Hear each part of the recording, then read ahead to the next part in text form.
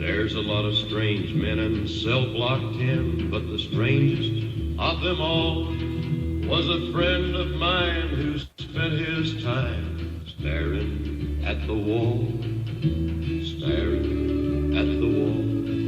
In his hand was a note that his gal had wrote, and it proves that crime don't pay. Was the very same gal he robbed and stole for naming her wedding day, naming her wedding day.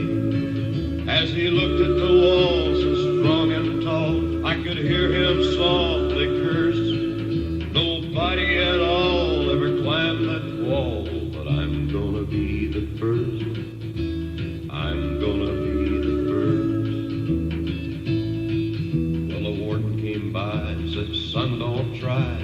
I'd hate to see you fall, 'cause there ain't no doubt they'll carry you out if you ever touch that wall, if you ever touch that wall.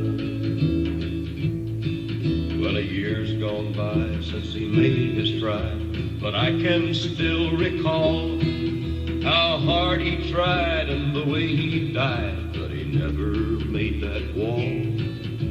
He never made that wall. There's never been a man ever shook this can, but I know a man who tried.